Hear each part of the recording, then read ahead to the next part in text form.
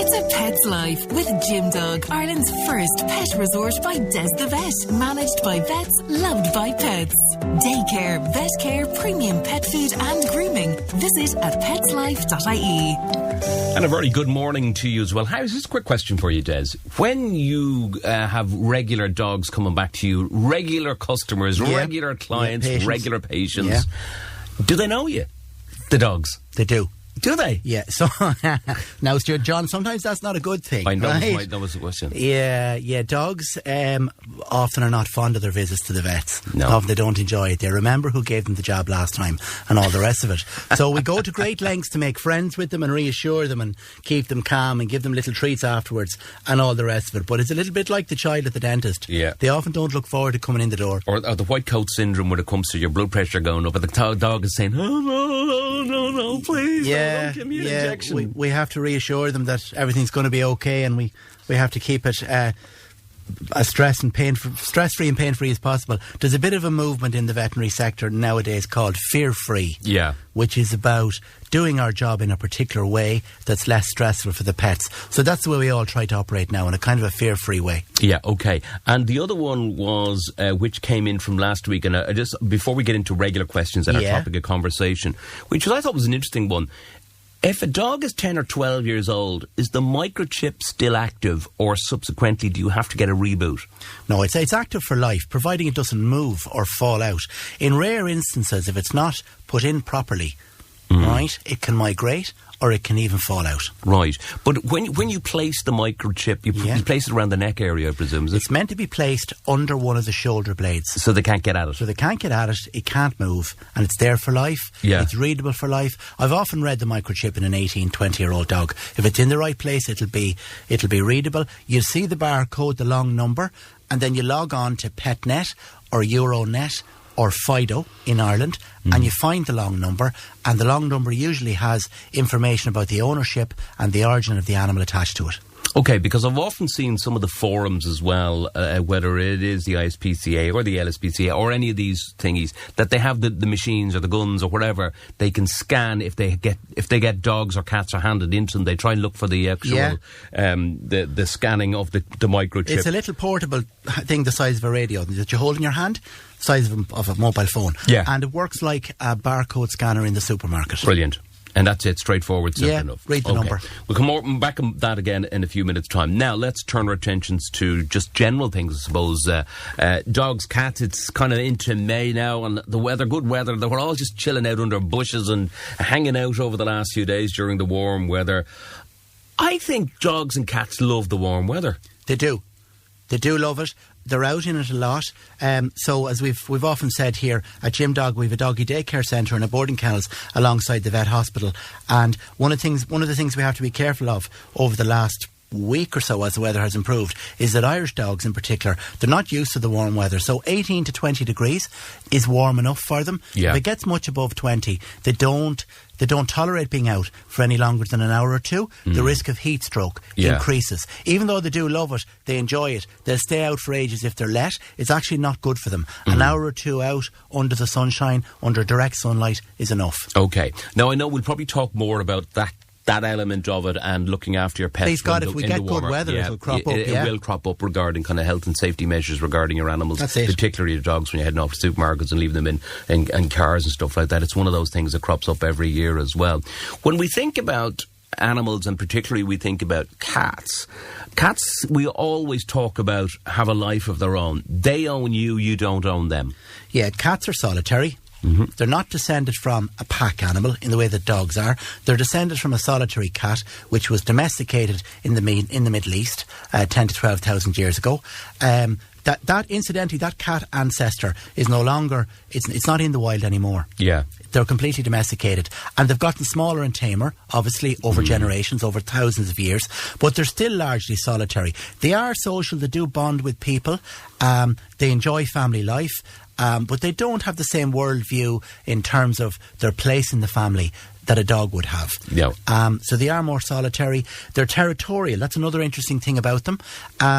They enjoy your space in the garden and they regard that as their space. The reason why there's scraps and fights and conflict between cats in neighbourhoods that are out and about with each other. Territory. Yes, territorial conflict, and the whole thing about the territory is they're guarding resources. So they don't want another cat stepping into their garden in case that cat goes after their food. The one thing I do notice is, right, from a cat's perspective, is that if a cat is part of a household with, say, young children, they're 10 times more friendly than maybe somebody like just has a cat for the sake of feeding the cat, and the cat comes and goes. Yeah, they get more socialised, they get more domesticated, they get a little bit tamer the more handling they get, because if you start handling them young enough, they will learn not to be afraid of handling, and they'll learn to enjoy it and tolerate it, and to understand that human contact is not to be feared. So often the pedigree cats that are born indoors and that are fully indoor cats and don't get out as much and don't have this sort of 50-50 life in the wild, the expensive pedigree breeds are the tamest, and they're the ones that behave more like dogs in ways. Okay, fair enough.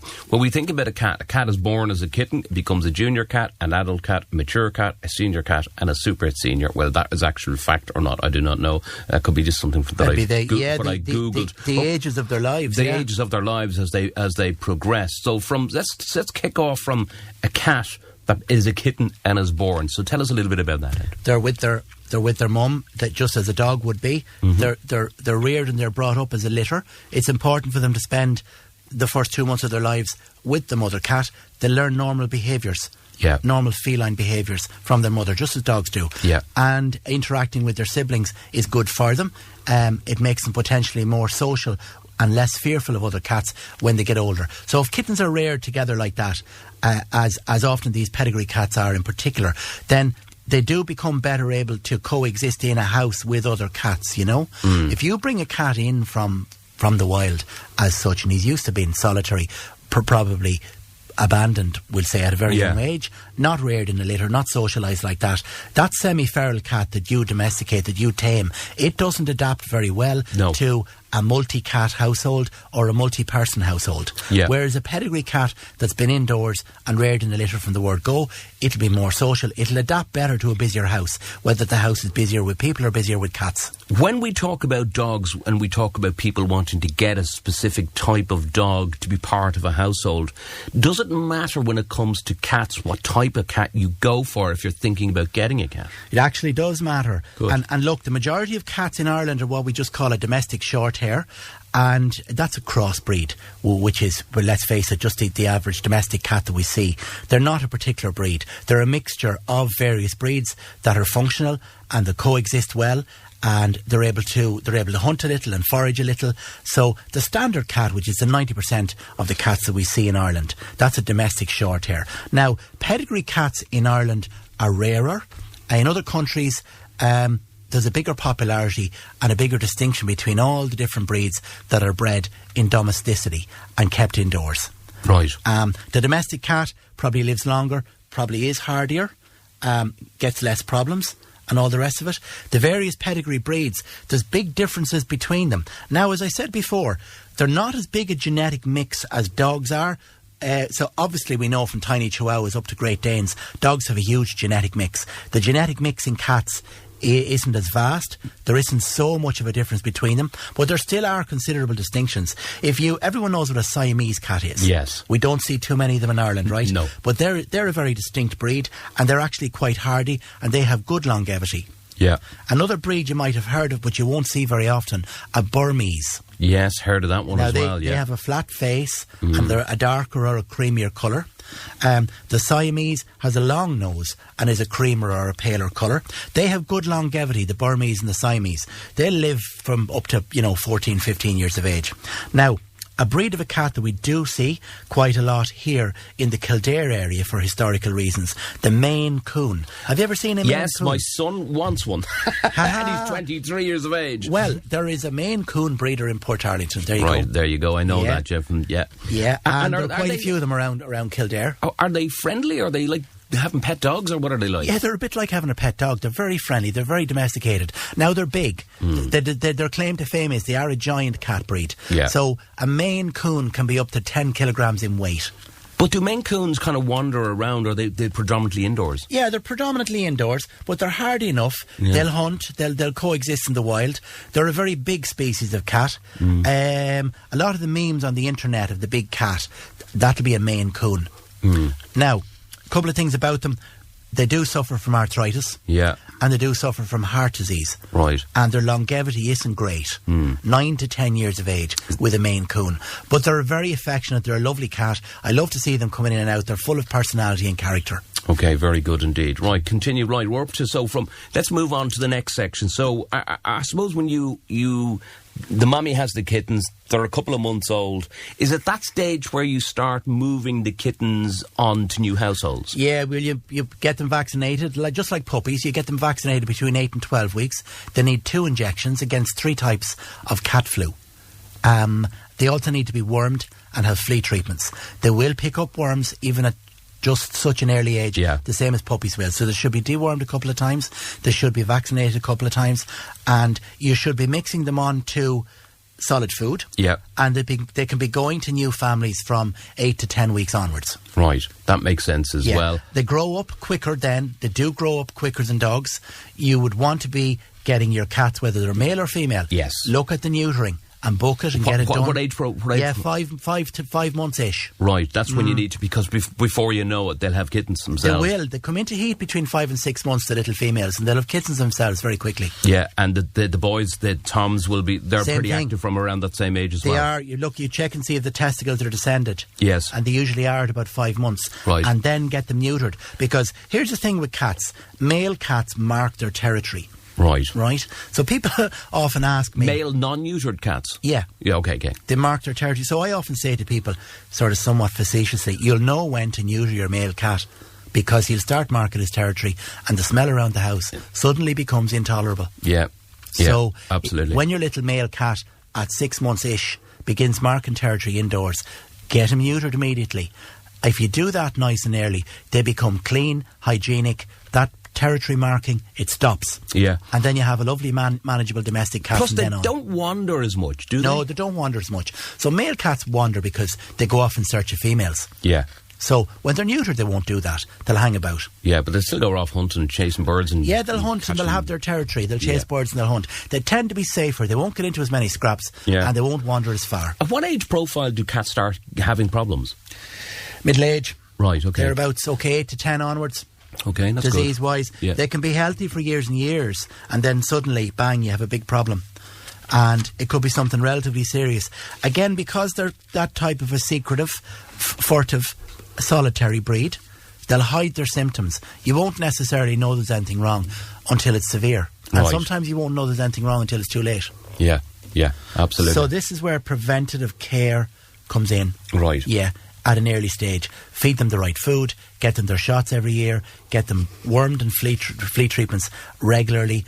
By about 8 years of age, get a blood test done, and the blood test, vets will know. Again, there's a few things that we look at and we worry about with middle-aged cats. We'll want to see what the kidney enzymes are like, what the blood glucose is like, what the blood amylase, which is for the liver and the pancreas, what they're like.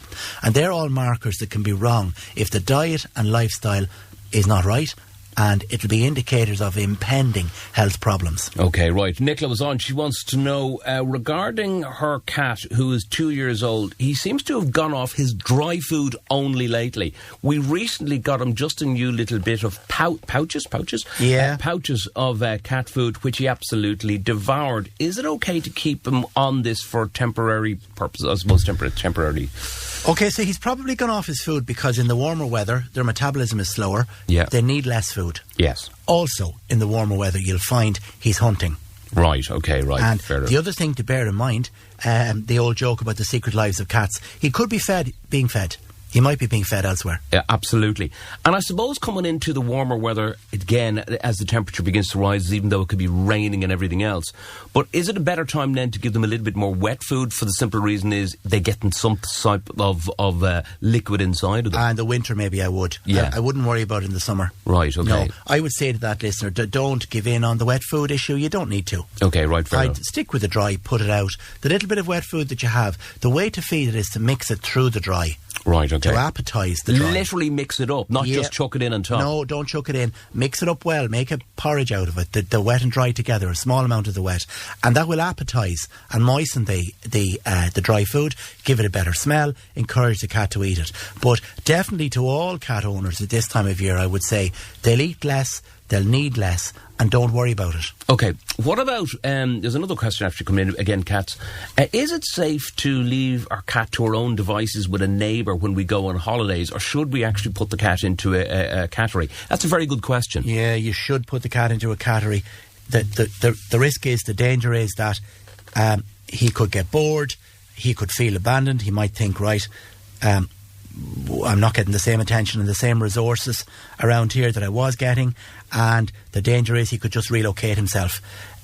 It's common enough for cats, if they're out in the great outdoors, if they have that freedom, it's common enough for them just to vote with their feet and leave when the owners are on holidays. Right, pause for a second. A couple of other questions coming in, general questions, dogs we need to get to before we come to the end of the slot. If your dog gets fed once a day, how many hours after would they want to do their number twos? Plus, a dog who gets a long walk and runs every day, should you feed him before or after his exercise? And if before, how long before should it be? So there we go. If your dog gets fed once a day, how many hours after would you expect him to go? 1 to 2 hours. 1 to 2 hours. Plus, a dog who gets a long walk and runs every day, should you feed him before or after the walk? Afterwards. Because he'd be starving. Yeah, he'll be very hungry. He'll eat it. He'll enjoy his meal. Also, if it's a big dog and you exercise them and run them on a full stomach, you can get colic, you can get gastric torsion, you can get serious illness. Okay, and the other thing is, if somebody is used to bringing their dog for regular exercise, are you starting off giving them a bit of food in the morning, bring them for the walk, or later on in the day or in the evening? Yeah, I in general, I think 2 meals a day is the best for all dogs. Okay, brilliant stuff indeed. And likewise, not that cats need exercise, they do their own thing, but are you talking about feeding a cat in the morning, feed them again at tea time? Yeah, I don't agree with ad-lib feeding. Yeah. I think... Because cats go off and do their own thing anyway. Yeah, they do. You better have too little. Have that routine of them being in for their meals twice a day.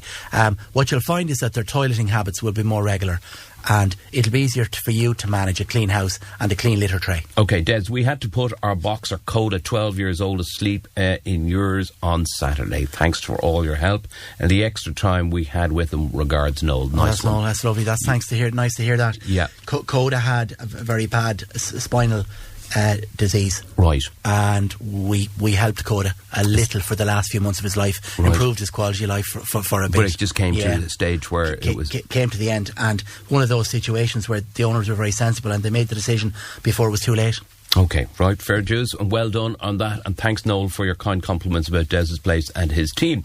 Right, my dog is overdue shots by 6 months. Does he need 1 or 2 shots now, or do you double boost, or what's the story? Yeah, he'll probably need to restart his shots. Now, occasionally a middle-aged dog, I might make a judgment call personally, but it's a matter of personal opinion. All vets differ on this a little bit. If I see a 7 or an 8-year-old dog, and there's a very good record of prior vaccination from puppy up to 4 or 5 years old, a good line of 4 or 5 shots every year, we'll say, in the vaccination book, and then there's been a lapse of 1.5 years or thereabouts. Personally, I wouldn't restart. I would just give the booster, because I think that dog has enough residual immunity built up. Okay. But in general, if the shot giving, if the vaccinating has been sporadic, and then there's a gap of 1.5 to 2 years, then you should restart. Okay.